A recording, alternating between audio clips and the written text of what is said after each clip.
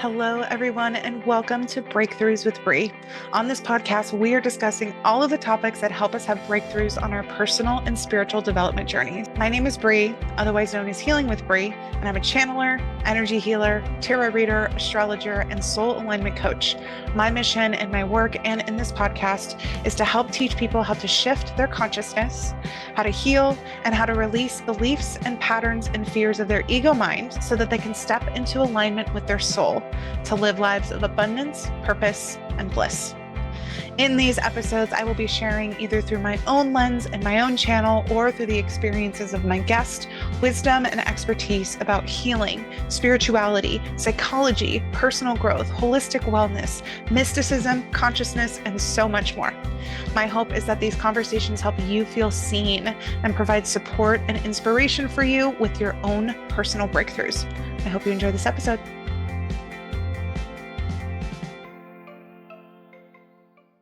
Hello, everyone, and welcome back to Breakthroughs with Bree. I'm going to keep it real with you. Today, I'm feeling a little under the weather, and that feels like it's part of what Spirit wants to bring through. I've mostly cleared out my schedule today so that I have plenty of time to rest and plenty of time to take care of myself, but I was still feeling the pull to come on here and to let Source move through me right now, even with the energy that I'm at. So if you're watching on video, I'm so sorry. No, I'm just kidding.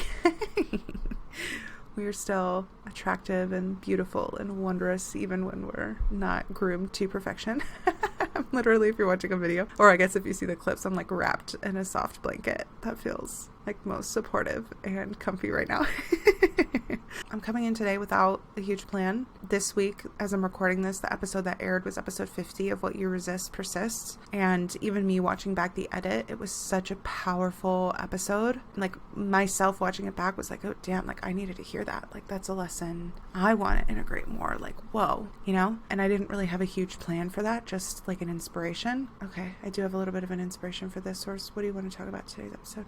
Yeah, it feels like they want to talk about holding the vision, holding your truth, holding the vibration, even when your physical reality is manifesting something that looks different. So we're going to talk about today. Specifically, for me, I feel like this example has happened with me feeling a little sick. It's been so cool, the big breakthrough that I had at that event, episode 48, about like living in a deeper sense of presence and sort of like being tapped into the energy of my soul constantly and letting that flow through me and like always being able and really trying to be in that place always. But if for some reason I catch myself not being there, like being able to plug back into it and feel it, like feel my soul, feel that perspective, and also let it give me a different kind of experience and different kind of perspective with whatever like I'm experiencing in my 3D physical world, you know? And so it almost kind of feels like me being and feeling sick, I should say. Like this is the almost kind of a new experience, experiencing feeling sick while being plugged into like my soul and source energy. And it feels like this is a really cool metaphor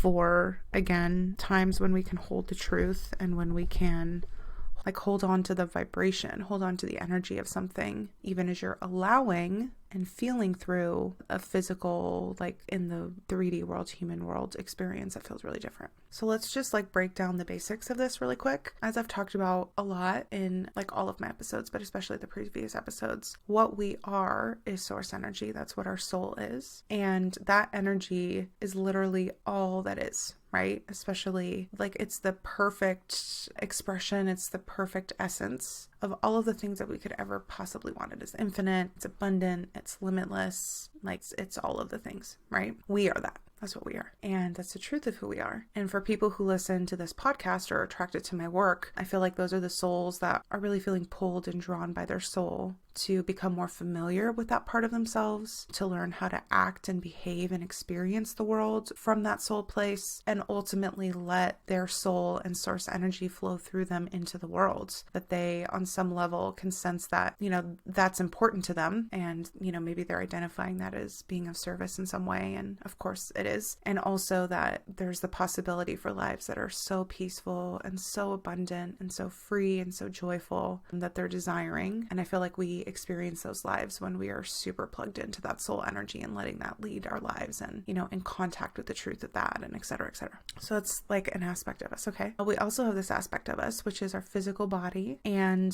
also our sort of like human brain, our human way of looking at things and processing the world, which I call the ego, not like a prideful like ego phrase, but like literally like that part of our mind. The ego, because it exists on the 3D sort of plane and it's connected to our human body and experience, it thinks and it looks at the world very differently than our soul does. They're just very different types of energies. They're not enemies at all. They're just really different. And part of what the ego does is that it takes everything it sees as truth, like as gospel, like that is what it is. And it's always collecting data of what it sees through the 5 senses to create safety, to reduce danger or threat, because its main job is keeping us physically alive and ensuring survivability. So it does like black and white thinking because it's only thinking in terms of, is it survivable? Is it not? Familiar tends to be more safe than unfamiliar, even if familiar technically causes harm, like it just has all these characteristics to it.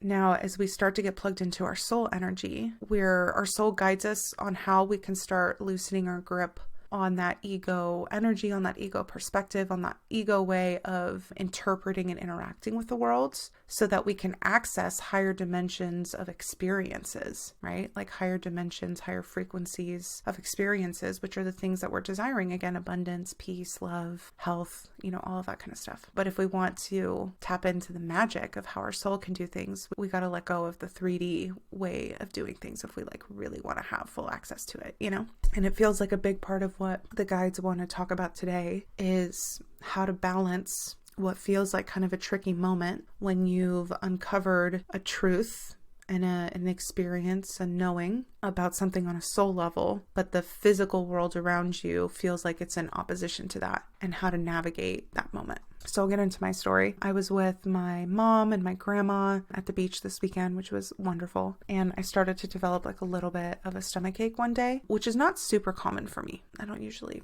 have like stomach issues, but it was fine. It wasn't like awful, but it was just kind of like low level, whatever. And so I was doing my best to like honor, when I needed to rest or like, the signals I was getting from my body, but also not totally falling into despair and, blocking myself from having positive experiences. Because that's been something that's also felt very present for me recently, is this lesson about how easily we attach to an old story about how something is, when really there's so many different possibilities of how we can experience it if we're just like willing to put down that story and like stop being so stubborn and set in our interpretation of how things can be, and to take that from like a super abstract thing to something like more literal and practical. Like me getting a stomach ache, the story could have been like, oh, now I'm going to feel miserable. Now today's going to suck.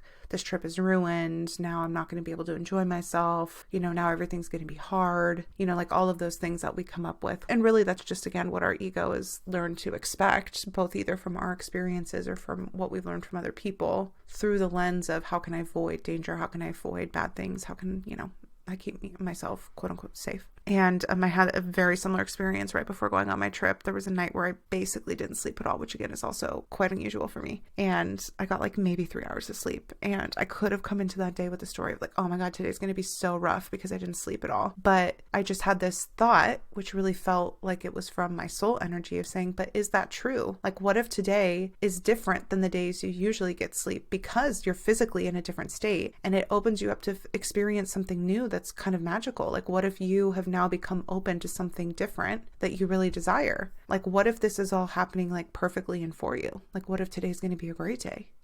What if you kind of being set up to physically be a little different because you didn't sleep is like part of like a really big plan? And I was like, wow, I don't like need to stick to this sort of like pessimistic story. And really pessimism in itself is a protective mechanism of the ego, right? Like, can I put down the ego strategy, the ego pattern, the ego story, and just be open to like how great it can be, So anyway, coming back to it all, feeling a little sick. And then one night, sure enough, I woke up in the middle of the night, just awful, nauseous, like all the things, feeling really, really bad. And I've been reading Dr. Kim Duramo's book. I think it's called The Mind Body Toolkit. I'll put the name of it in the show notes. And it's a wonderful book about, tapping into the energy of our soul and of source to like literally affect our physical health and well-being. She was an ER doctor. It's incredible. And I had just read about how when she got diagnosed with an illness that they said she would have forever, some sort of chronic illness. I think maybe it might have been like Lyme disease or something like that. I don't know. And how, she could have really succumbed to the story of like, oh, you're going to be sick with this forever. But she just had a knowing in her that was like, no, like you don't have to believe that story. You don't have to choose that. And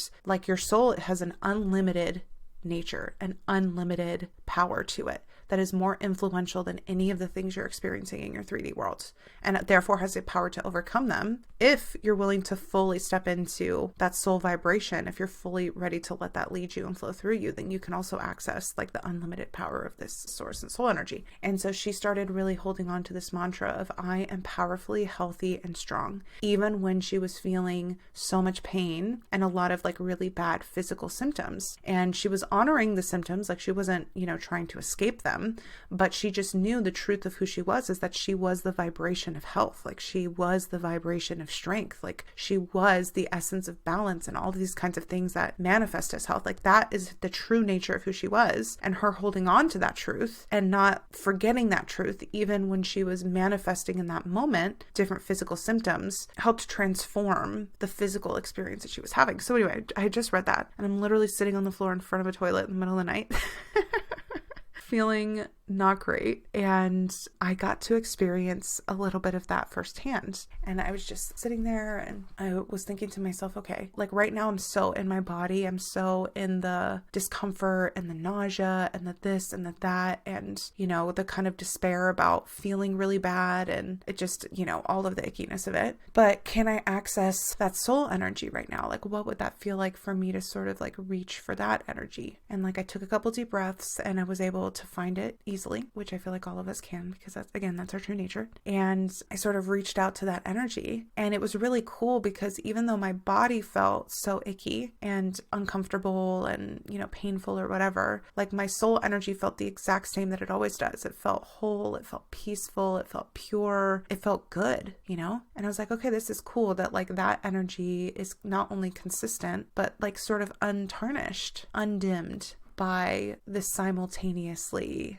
again, sort of like painful experience I'm having physically. It's like, okay, like that's cool. And then I, kind of started saying that mantra to myself, like I am powerfully healthy and strong. And to me, that wasn't me trying to make my physical symptoms go away, but it was just not buying into the story that these physical symptoms meant that like I am sick or like I am miserable. Like, oh no, I am going to be sick for days and days. Like that wasn't the truth of what I am. That was an experience I was having. And I'm learning how to allow uncomfortable experiences to happen, because there's purpose in everything. Like who's to say there's not incredible purpose in me feeling under the weather right now? That something really magical and alchemical isn't happening in my physical body and my energetic fields in alignment with my dreams. And I'm like, who's to say that that's not happening? Going back to kind of like releasing our stories about things, So it wasn't trying to make those symptoms go away. It was just about like reconnecting with the truth of who I was. And when I do that, I'm also tapping into the vibration and the energy of that, so that can flow into my body and into my physical experience, that it can do its like healing work. And sure enough, when I started to do that, it started to ease and I was able to like get up and go to bed and go to sleep. So it feels like part of the point of me coming on to share this is so that this example can be something that maybe we can learn from and apply in different areas of our life. Like just because I,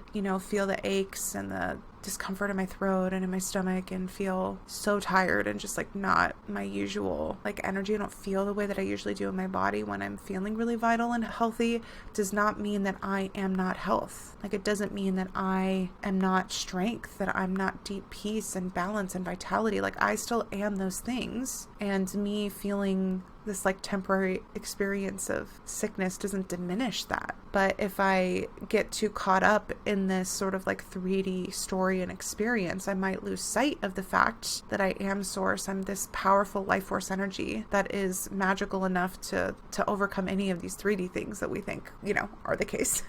Like if I lose touch with that truth, it feels like what happens is our channel kind of restricts, and that energy that wants to flow into us to keep moving through us almost gets like bottlenecked, like it gets kind of clogged, which can sort of exacerbate the physical symptoms or make them last longer, or at the very least, it makes it harder for us to access this perspective that like it's all fine, like it's all okay, which makes it easier to like fall into despair and like misery about it, which also creates more resistance and friction that kind of slows down the experience. So it's just been interesting to practice real time with like physically painful and uncomfortable sensations. Like I'm even feeling them in my body now. And like, it's okay. I am like my source energy, my soul is big enough to hold these sensations and just let them move. Like I know that I'm safe. And I know I'm going to continue to be safe, even if for some reason this escalated. Like our world is so abundant and, it's so blessed that there are places I can go and help I can get. And like, it's all going to be fine. I'm safe. And just by me remembering the truth of what I am and who I am and not letting this current physical expression distort that or confuse me or make me doubt it, I actually am able to literally channel through the energy that's creating circumstances that do align maybe a little bit more like exactly with that energy. But also again, like I just don't feel like, who's to say that whatever's moving through my body isn't also in support of my health? Like who's to say that whatever little bug I'm fighting and like the stomach and the aches and the whatever and the way that it's really pushing me to rest and to be really open, really tender, and to move so slow and to really not be physically exerting myself, like who says that that's not like the best thing that's ever happened to me, that that's not one, giving me this lesson that I'm explaining to you about how I can still connect with the truth of who I am, even when the physical reality is different and uncomfortable, but that it's also not setting me up physically for something important for my manifestations and my desires. Like maybe it's cleansing out energy that energetically and emotionally I've released and now is physically ready to release. Maybe the way my microbiome is being flushed is because there's, old stuff in there that was representative of a certain frequency and that's ready to be gone. Like who knows? Who knows? I don't know. And I love that.